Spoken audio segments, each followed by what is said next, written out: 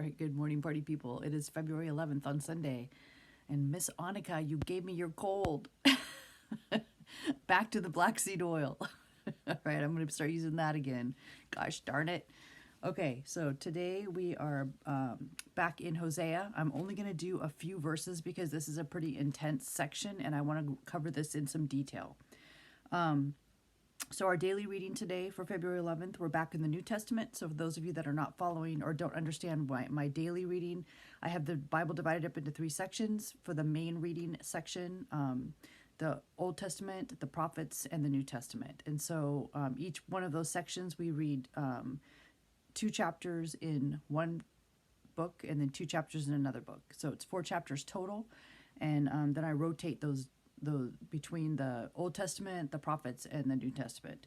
And then every day we read 2 chapters of Revelations, 2 Psalms, and a Proverb. So Revelation, Psalms, and Proverbs every day, and then I just rotate the books for the main reading. Okay, so there is a pattern. So today we were in the New Testament. We read Matthew chapter 25, 26, 1 Timothy 1, 2, Revelations, we're starting over again today, chapters 1, 2, Psalms 115, 116, and Proverbs 6, okay? And we are back in Hosea chapter 9. We only got through the first 6 verses yesterday, so I'm only going to cover verses 7 through 9 today. So what we're seeing here, for those of you that have not seen any of my videos on Hosea, I'm going to show you quickly where Hosea is at on the timeline of Israel. So this is the nation of Israel on a timeline. This is the beginning of where the kingdom split under Solomon's son Rehoboam. So it was United Kingdom under Saul, David, then Solomon, and then his son Rehoboam made some mistakes. And we had 10 tribes that rebelled and went to the north and did their own kingdom up here. They're called the kings of Israel. They're also known as Ephraim because Ephraim was one of the 10 tribes. It was one of the major tribes up there, largest. Down here were the 2 legitimate rulers. These are the kings of Judah. This is the Davidic line. This is the Solomonic line. This is Jesus's line, right? Here, this line delineates the fall of the northern kingdom to the kingdom of Assyria, and that's where you see Hosea prophesying. So here, the southern kingdom lasts a little bit longer, but then even they fall to the kingdom of Babylon, and that's where we see the story of Daniel, right? So what we're covering today is Hosea is right here. So he's right before the fall of the northern kingdom and right afterwards. And he's preaching to the northern kingdom. He's from the northern kingdom and he's preaching to the northern kingdom. We studied Amos right before him. Amos was from the southern kingdom and he was sent by God to the northern kingdom to preach, right? Well, Hosea is actually in his home territory. So they all know who he is. And his focus, unlike Amos, his focus is mainly on the spiritual apostasy, right? The things that are going on within the Levitical class, within the temple, the prophets. So he's calling those people out for because when that falls, everything else falls, right? So what we're seeing here in chapter 9, so we're in verse 7 now. So it says, the days of punishment have come, the days of recompense have come. Israel knows. The prophet is a fool, the spiritual man is insane because of the greatness of your iniquity and great enmity. So this is a challenge. This was a challenge for me, this section, verses 7 through 9, because the language, when you go back to the original, it makes more sense than it does here. So what they're saying here is that Israel shall perceive, but too late, how it has been deceived by its prophets. So what they're calling out here is there was an enmity between the lower, what they call the lower class prophets, the lower level prophets, and the priests. They were in agreement. The higher level prophets like Hosea, who were following God, they were coming against the higher level prophets, right? So the Levites and the religious class, along with the lower prophets, were at enmity with the people that were with God. And so this is what you're seeing here in this language. So when he's saying the prophet is a fool, the spiritual man is insane because of the greatness of your iniquity and great enmity, because they're completely screwed up. Everything that they're doing has been perverted. And of course, within that realm, you're always going to see good people, just like Hosea. I mean, he's calling out what he's seen, what God is showing him and what he's seen. But everything is a mess. And so then it says, here in verse 8, it says, "The watchman of Ephraim is with my God, but the prophet is a fowler's snare in all his ways, enmity in the house of his God."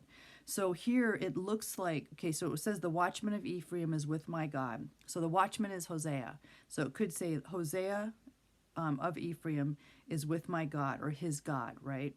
But the prophet is a fowler's snare in all his ways. So there it sounds like they're saying the lower prophets are snares, but in fact what they're saying is Ephraim, the religious political class, the political class, Ephraim itself is laying snares for Hosea. So that's what they're saying there. They're not saying that he's not referring to, but the prophet is a fowler snare in all his ways, to the lower class prophets that are fowler snares. He's saying that Ephraim is laying snares for Hosea. And they can't stand the prophet. So that's why he says enmity in the house of his God. And so enmity in the house of Hosea's God, right? It's not their God. They don't have nothing to do with God anymore. They're pretending that they do, but they don't. So that's why he's saying enmity in the house of his God. Now, the reason I'm only doing these few verses is because of this next section here. Verse 9 says, "They are deeply corrupted as in the days of Gibeah. He will remember their iniquity. He will punish their sins." Okay, so this is an intense moment. Okay, so verse 9 is, "They are deeply corrupted as in the days of Gibeah. He," capital H, that's God, "he will remember their iniquity. He will punish their sins." So what he's referring there is all the way back to Judges in chapter 19. So those of you that have never studied Judges is one of my very favorite books in the Bible. So here on our little map, right, we're showing all of this stuff. This is since the kingdom was established under Saul, when they had kings, right, and the nation was firmly established.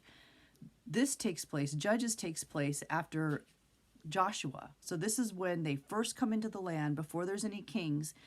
So it's Moses leads them, right? Joshua takes over, Joshua and Caleb, and then Joshua dies. And then after Joshua dies, that's when you have the book of Judges. So the book of Judges is a total chaos. I mean, it's a really good read, but it's just sad, and I'm going to run out of time, darn it.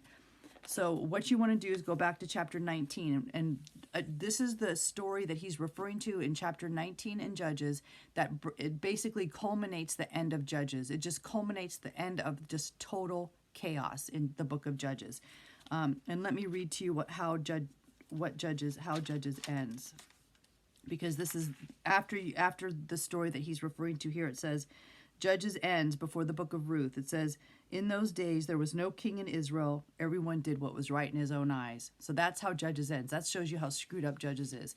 And what he's referring to here when he's talking about Gibeah's, what happened in Gibeah, there's a story in chapter 19 where a man and his wife, a Levite, someone from the religious sector, and his wife, who they referred to as a concubine in the story, but she was his wife, they had had an argument, and she had separated from him. So the language looks like she had been unfaithful, but the commentary said that is not actually the case. They think that they actually just had an argument.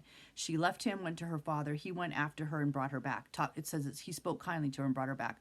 Well, what happens is on their way back, they're traveling through territory that is not safe, right? So he chooses to stay in a city of the Benjamites, and it's the city called Gibeah. So he chooses that because he's looking for safety. It should be a safe place. It ends up not being a safe place. The man that took him in to protect him tried to protect him from the men of the city, and the men of the city came to the man's house and demanded that the man who took the Levite and his concubine and his servants in, give them the man and to basically kill him. It makes it sound like they want to know him, as in sodomy, but that's in dispute in the commentary. They think that they wanted to kill him. What's horrendous is he gives him his concubine instead, and they rape her all night long. She ends up dying, and in the morning, the Levite throws her on the donkey, takes her home, and cuts her into 12 pieces, and sends the 12 pieces of his concubine throughout the nation of Israel, and says, nothing like this has ever been seen in Israel before. This is absolutely unacceptable. This has to be addressed. So the entire nation sends people to the city of Gibeah to kill the Benjamites, and only 600 are left. It's an intense story. You need to read it. I'm out of freaking time. Darn it. Okay, so anyways, hang on. I'm going to do one more video. Peace. Read your Bible. Jesus is coming.